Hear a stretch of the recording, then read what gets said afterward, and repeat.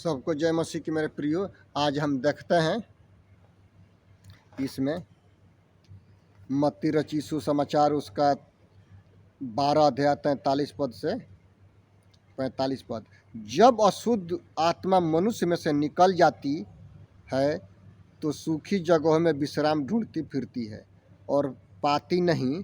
तब वो कहती है, मैं अपने उसी घर में जहाँ से निकली थी लौट जाऊंगी, और लौट कर उसे सूना झाड़ा बुहारा और सजा संवारा पाती है।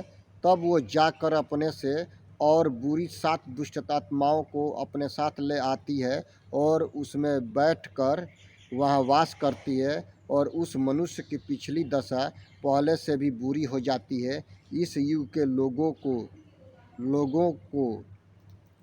की दशा भी ऐसी ही होगी। इस लोगों की दशा ऐसी ही है।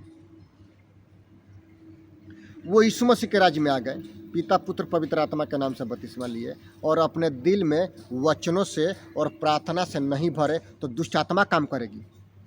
जब आप प्रार्थना से भरते हैं, वचनों से भरते हैं, तो पवित्र आत्मा काम करती है। जब आप वचनों से नहीं भरते हैं तो दुष्ट शक्ति काम करती है, और वो अपने से सारी बुरी दुष्ट आत्माओं को ला करके पिछली दशा से और वो बेकार बना देती है। मेरे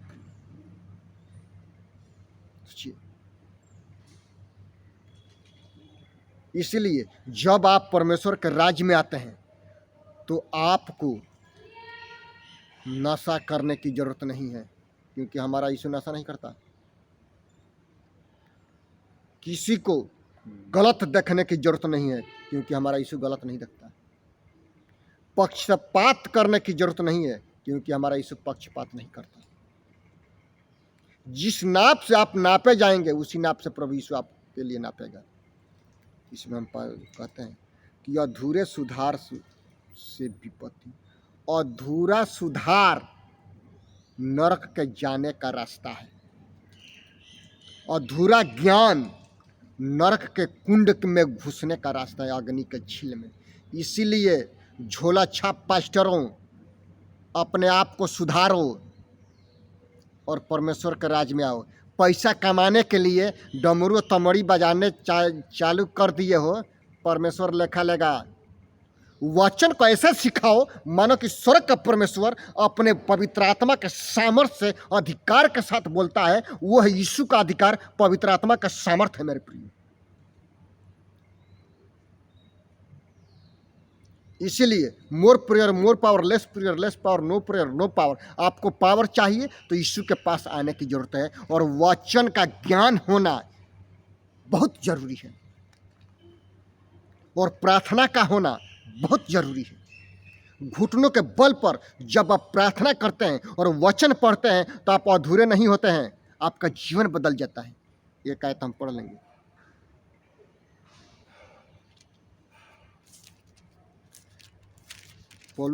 संत पौलुस क्या कहते हैं, रोमियो 12:1-2। इसलिए हे भाइयों, मैं तुमसे परमेश्वर की दया स्मरण दिलाकर विनती करता हूँ कि अपने शरीरों को जीवित और पवित्र और परमेश्वर को भावता हुआ बलिदान करके चढ़ाओ। यही तुम्हारी आत्मिक सेवा है और आत्मिक आराधना है। क्या? अपने शरीर को जीवित, पवित्र, अधूरी नहीं, परमेश्वर को दिन प्रतिदिन समर्पित करने की जरूरत है। मेरे प्रिय, उसी प्रकार से दूसरा पद है, इस संसार के सदृश न बनो। तुम्हारे बुद्धि के नए हो जाने से तुम्हारा चाल चलन, देखना, बोलना, सोचना और सब कुछ यीशु मसीहा के नाम से दिन प्रतिदिन बदलता जाए। मेरे प्रियो, एक दिन खाना खाने से पेट नहीं भरता, बार बार खाना पड़ता है। एक दिन बाइबल पढ़ने से परमेश्वर नहीं मिलता, बार बार पलटना पड़ता है, तब परमेश्वर का जो इसमें लिखा हुआ बातें हैं आपके जीवन में, आपके हृदय में प्रवेश करती हैं। मेरे प्रिय, और जब हम यीशु मसीह के चरणों में बैठते हैं तो पवित्र आत्मा का सामर्थ्य पाते हैं।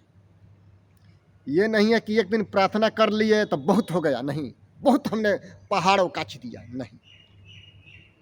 दिन प्रतिदिन परमेश्वर के चरणों में बैठने की जरूरत है। दिन प्रतिदिन उसे सामर्थ्य पाने की जरूरत है, दिन प्रतिदिन। दिन प्रतिदिन उसके चरणों में बैठ करके और ये प्रार्थना करना है कि हे प्रभु यीशु, मुझसे जो भी गलती खताएं हैं क्षमा कर और हमको आत्मा से परिपूर्ण कर कि मैं भी जा करके अपने लोगों में आपके वचनों का प्रचार कर सकूं, अपना गवाही अपने भाइयों में बता सकूं और मैं शर्माऊं नहीं। नहीं तो आप जब अपने स्वर्ग सिंहासन में आएंगे तो मेरा नाम लेने से कतराएंगे और शर्माएंगे। आज बहुत से लोग अपने समाज के प्रति डर जाते हैं और प्रभु यीशु की बातें दबा देते हैं मेरे प्रियो, और यीशु का नाम लेने से कतराते हैं अपने रिश्तेदारियों में, अपने घरों में। शर्म करने वालों, जब यीशु अपने स्वर्ग सिंहासन में आएगा तो तुम्हारा नाम नहीं लेगा, जीवन की पुस्तक से काट देगा, उसमें कोई कंप्रोमाइज नहीं है। इसलिए जब आप यीशु के राज्य में आते हैं अधूरा मत आइए, अच्छा से आइए, दारू शराब पीना बंद करिए, नया जीवन शुरू करिए। परमेश्वर आपके जीवन में कार्य करेंगे, परमेश्वर आपके जीवन में कार्य करेंगे और पवित्र आत्मा आपको मार्गदर्शन करेंगे। हर समय हर वक्त वो मार्गदर्शन करने के लिए तैयार रहते हैं। कब? जब अपने दिल को जब प्रभु यीशु को देते हैं, प्रभु यीशु कार्य करना चालू करते हैं। इसीलिए अपने शरीर को जीवित, पवित्र और परमेश्वर के ग्रहण योग्य भावता हुआ बलिदान करके चढ़ाना है। यही मेरा और आपका आत्मिक आराधना है। और इस संसार के सदृश नहीं बनना है। मेरे और आपके बुद्धि के नए हो जाने से दिन प्रतिदिन चाल चलन, बोल चाल में मिठास लाने की जरूरत है। प्रभु यीशु कहते हैं दिन प्रतिदिन सुधरने और संवरने की जरूरत है। जिस प्रकार से शीशा में हम अपना मुख देखते हैं, उसी प्रकार से बाइबल का शीशा में जब अपना मुख देखते हैं और जब हम पढ़ते हैं तो परमेश्वर हमसे बातचीत करता है, और जब हम प्रार्थना करते हैं तो हम परमेश्वर से बातचीत करते हैं, और वचनों के द्वारा परमेश्वर हमसे बातचीत करता है। मेरे प्रियो, वचन का काली अक्षर जब आंखों में पड़ता है, काली आंखों में, तो आपके दिल में घुसता है, बदलेगा नहीं। जब वचन को खोलेंगे, पवित्र आत्मा मार्गदर्शक है, पवित्र आत्मा अगुवाई करती है, पवित्र आत्मा आपको प्रेरित करती है कि कैसे प्रार्थना करना है, पवित्र आत्मा आपको जगाती है कि उठ और प्रार्थना कर, क्योंकि तेरा प्रकाश आ गया और यहोवा का तेज तेरे ऊपर उदय हुआ है। जाति जाति के लोगों के लिए तू प्रकाश है, और राज्य के लोगों के लिए तू धरोहर है। कब? जब हम अपने आप को सुधारते हैं, संवारते हैं, प्रभु यीशु आपके जीवन में कार्य करेंगे।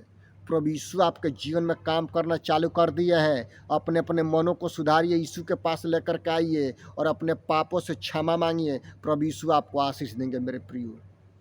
इसीलिए अधूरे सुधार से बचना है। अपने आप को पूरी तरह से सुधारने की ज़रूरत है। खाना अच्छा से खाओ, आधा पेट मत खाओ। प्रभु यीशु आपको आशीष करेंगे। आप सबको जय मसीह की। इन सारे वचनों से मेरे प्रियो, हमारा प्रार्थना है कि आप दिन प्रतिदिन प्रभु यीशु मसीह में जड़ पकड़ते जाइए। प्रभु यीशु आपको आशीष करेंगे। आमीन। सबको जय मसीह की। यीशु मसीह के मधुर नाम है मेरे प्रियो।